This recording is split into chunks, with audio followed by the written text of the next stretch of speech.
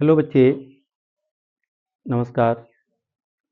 तो प्यारे बच्चे, आज आप लोगों के लिए लेकर आए हैं सोशल साइंस का वीवीआई ऑब्जेक्टिव क्वेश्चन, जो कि बिहार बोर्ड परीक्षा के दृष्टिकोण से बहुत ही महत्वपूर्ण होगा। ये वैसे क्वेश्चन को छांटे गए हैं जो आपके परीक्षा में हर बार पूछे जाते हैं। इसमें कोई न कोई ऐसे क्वेश्चन हैं कि जो बार बार पूछे जाते हैं और कोई न कोई ऐसे क्वेश्चन हैं कि जो एक साल गैप करके पूछे जाते हैं। तो प्यारे बच्चे, हम लोगों का सोशल साइंस का ये ऑब्जेक्टिव क्वेश्चन है और सोशल साइंस में भी कौन सा ये बुक है, तो आपका ये हिस्ट्री है। और हिस्ट्री से हमने उठाया 20 क्वेश्चन, 10 10 20 क्वेश्चन प्यारे बच्चे उठाए हैं। और ये जो क्वेश्चन 20 क्वेश्चन अभी मैंने इस वीडियो में आपको दे रहा हूँ, वह चैप्टर होगा 1 2 3 4, यानी 1 से लेके 4 तक के चैप्टर में, मतलब ये 20 क्वेश्चन हैं। और मैं उन बच्चों के लिए ये अधिकतर वीडियो फॉलो कर रहा हूँ, लागू कर रहा हूँ, मतलब शेयर कर रहा हूँ, जो बच्चे पढ़ने में एकदम कमज़ोर हैं। तो कृपया करके कमज़ोर बच्चों के लिए मैंने ये स्पेशल वीडियो बनाया है। कमज़ोर बच्चे यदि एक बार देख लें तो उनको 100% ये 20 के 20 ऑब्जेक्टिव क्वेश्चन कंप्लीट हो जाएंगे, याद हो जाएंगे, जो परीक्षा में उनको ढेर सारा मदद मिलेगा। इन 20 क्वेश्चनों को यदि देख लेते हैं तो परीक्षा में अधिक से अधिक आपको इसमें से नंबर आने का चांस है। प्यारे बच्चे, आप अधिक से अधिक इसमें 10-12 क्वेश्चन सॉलिड आप बना लेंगे। तो क्वेश्चन है मेरा क्या, गौर करते हैं। क्वेश्चन, मेजिनी का संबंध किस संगठन से था? मेजिनी का संबंध किस संगठन से था प्यारे बच्चे? तो लाल सेना, कार्बोनारी, डायट, कोई नहीं। यानी 4 ऑप्शन में से किस संगठन से था मेजिनी का संबंध? तो मेजिनी का संबंध प्यारे बच्चे गुप्त दल कार्बोनारी से था। ठीक है, गुप्त दल कार्बोनारी से था। इसका ऑप्शन आपका बी हो गया। ओके प्यारे बच्चे, मेजिनी का संबंध किस संगठन से था? तो मेजिनी का संबंध गुप्त दल कार्बोनारी से था। यहाँ गुप्त दल नहीं लिखा गया है, लेकिन कार्बोनारी से था प्यारे बच्चे, कार्बोनारी याद कर लीजिएगा। ओके जी, चलते हैं क्वेश्चन नंबर 2 में। जर्मन राइन राज्य का निर्माण किसने किया था? जर्मन राइन राज्य का निर्माण किसने किया था प्यारे बच्चे? यहाँ लुई 18वां, Napoleon Bonaparte, Bismarck, Napoleon third. किसने किया था? तो जर्मन राइन राज्य का निर्माण नेपोलियन बोनापार्ट ने किया था। ऑप्शन नंबर बी आपका होगा। जर्मन राइन राज्य का निर्माण किसने किया था? नेपोलियन बोनापार्ट ने किया था। ओके प्यारे बच्चे, क्वेश्चन नंबर 3 में हम लोग चलते हैं। जर्मनी एवं इटली के एकीकरण के विरुद्ध निम्न में से कौन था? यहाँ पर 4 देश का नाम दिया गया है, इंग्लैंड, रूस, ऑस्ट्रेलिया,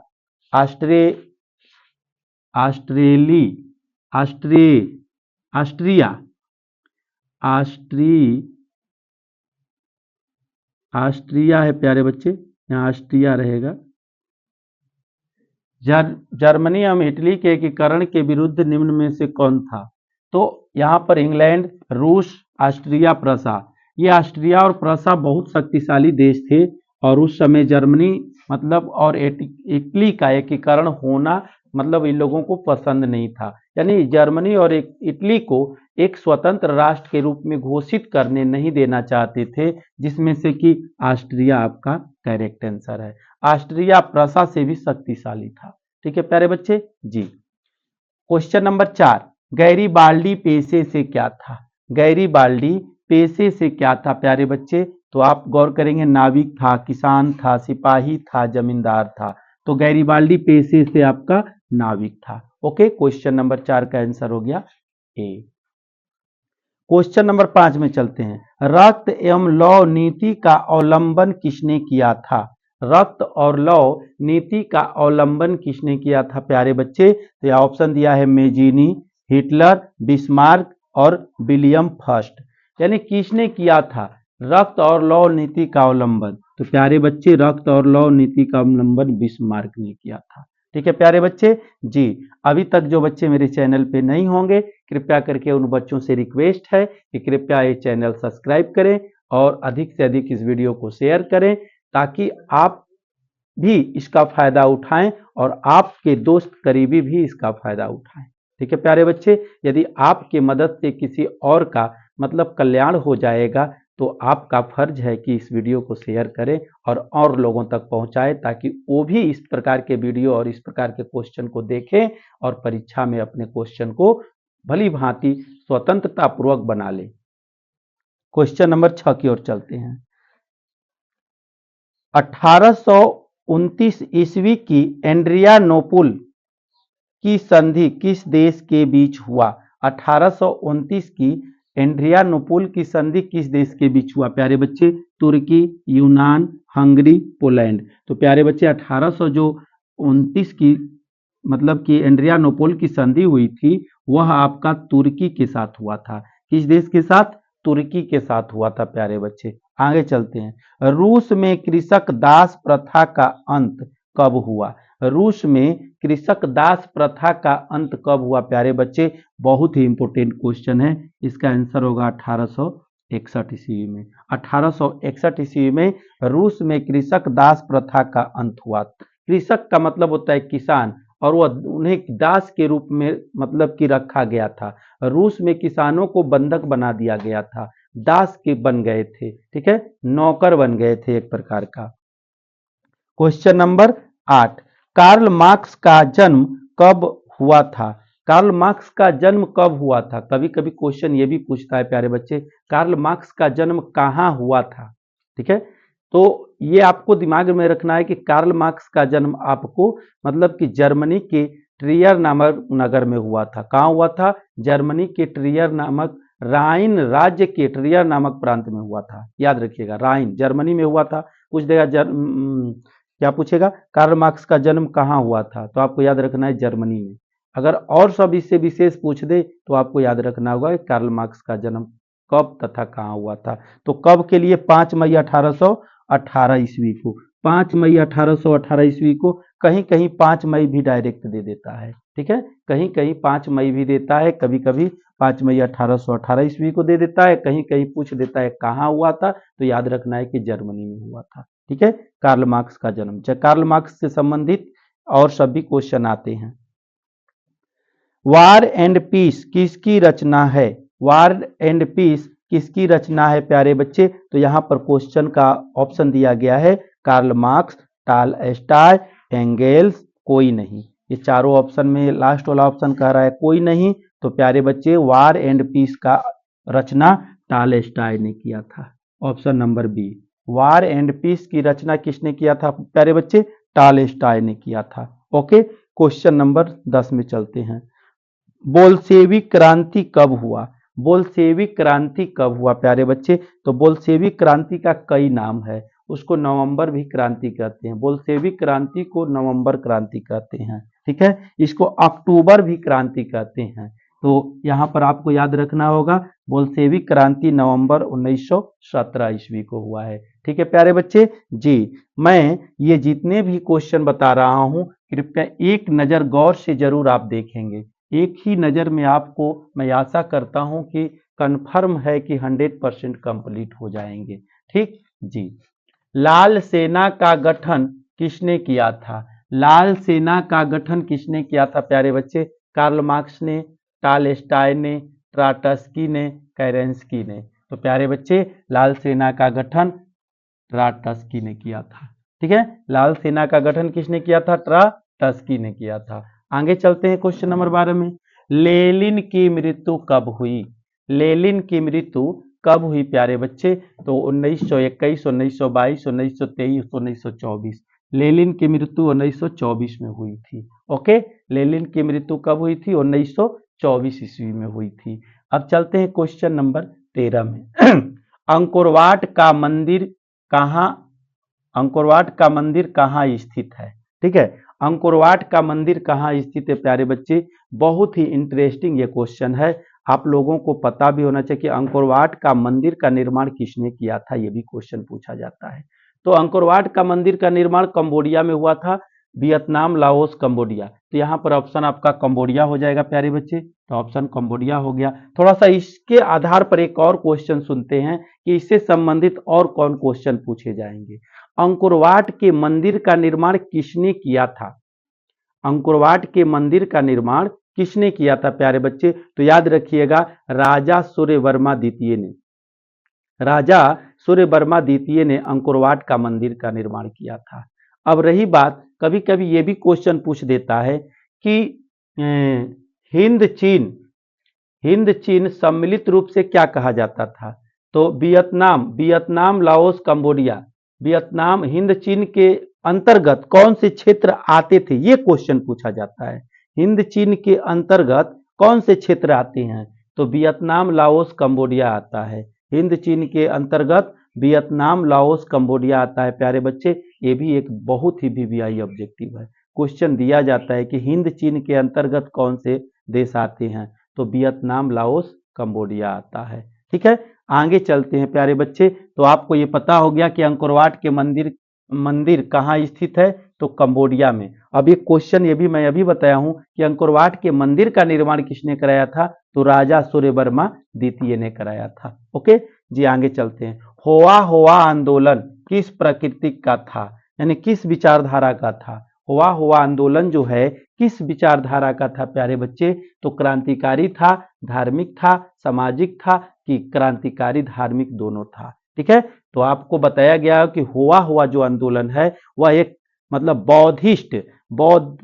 बौद्धियों का, यानी हाँ बौद्धियों का, बौद्ध धर्मियों का यह क्रांतिकारी आंदोलन था। बौद्ध धर्मावलंबियों का यह क्रांतिकारी आंदोलन, क्रांतिकारी और धार्मिक आंदोलन था। ओके प्यारे बच्चे, हुआ हुआ आंदोलन किस प्रवृत्ति का था? क्रांतिकारी और धार्मिक प्रवृत्ति का था। आगे चलते हैं। हिंद चीन पहुंचने वाले प्रथम व्यापारी कौन थे?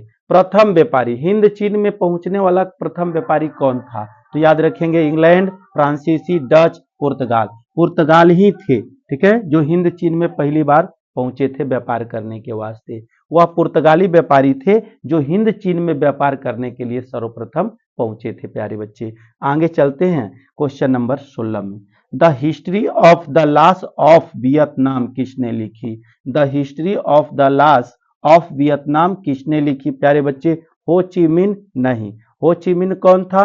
तो हो ची मिन याद रखिएगा एक क्रांतिकारी छात्र था। हो ची मिन क्रांतिकारी था, वियतनामी क्रांतिकारी छात्र था प्यारे बच्चे, याद रखिएगा। हो कभी कभी ये भी क्वेश्चन पूछ देता है कि हो ची मिन कौन था? तो याद रखेंगे कि हो ची मिन एक वियतनामी क्रांतिकारी छात्र था। तो the history of the loss of Vietnam किसने लिखी? तो यहाँ पर फान बोई चाउ ने the history of the loss of Vietnam नामक एक किताब लिखी थी। आगे बढ़ते हैं क्वेश्चन नंबर 17 में। सविनय अवज्ञा आंदोलन कब और किस यात्रा से शुरू हुआ? सविनय अवज्ञा आंदोलन प्यारे बच्चे कब और किस यात्रा से शुरू हुआ, इस बात पर गौर करेंगे प्यारे बच्चे।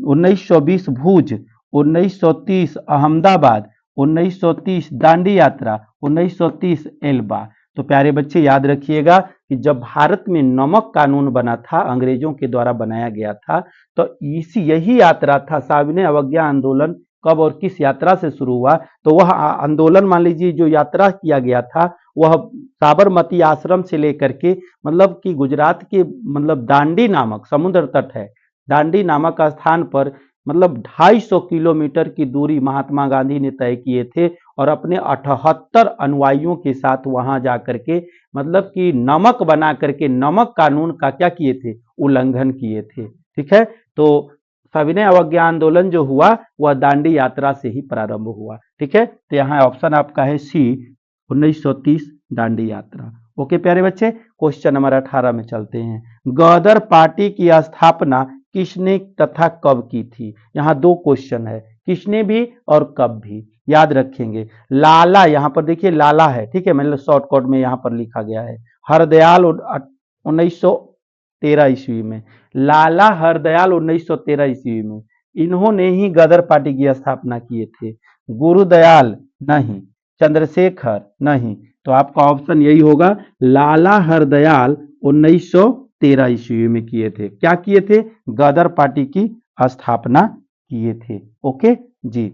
अगला क्वेश्चन 19 वाला में चलते हैं। रंपा विद्रोह किस वर्ष हुआ? रंपा विद्रोह प्यारे बच्चे किस वर्ष हुआ था? तो रंपा विद्रोह आपका 1916 ईस्वी में हुआ था, याद कर लेंगे। बहुत ही इंपॉर्टेंट क्वेश्चन है प्यारे बच्चे, परीक्षा के दृष्टिकोण से तो पूछिए नहीं कि कितना इंपॉर्टेंट ये क्वेश्चन है। ठीक है, ये 20 के 20 एकदम 100% कन्फर्म है कि हर बार पूछे जाते हैं, बदल बदल कर क्वेश्चन हर बार पूछे जाते हैं। अगर 20 में से 20 नहीं लड़ा प्यारे बच्चे तो कम से कम 5-7 ऑब्जेक्टिव तो कन्फर्म है कि लड़ जाएगा। 20 ही ऑब्जेक्टिव में 5-7 ऑब्जेक्टिव कन्फर्म है कि लड़ेगा। रंपा विद्रोह किस वर्ष हुआ? 1916 ईस्वी में। और क्वेश्चन नंबर 20 देखते हैं। राष्ट्रीय स्वयं सेवक संघ की स्थापना कब तथा किसने की? राष्ट्रीय स्वयं सेवक संघ हिंदुत्व हिंदू वाहिनी यानी एक कट्टर हिंदू होने का ये संस्था है प्यारे बच्चे।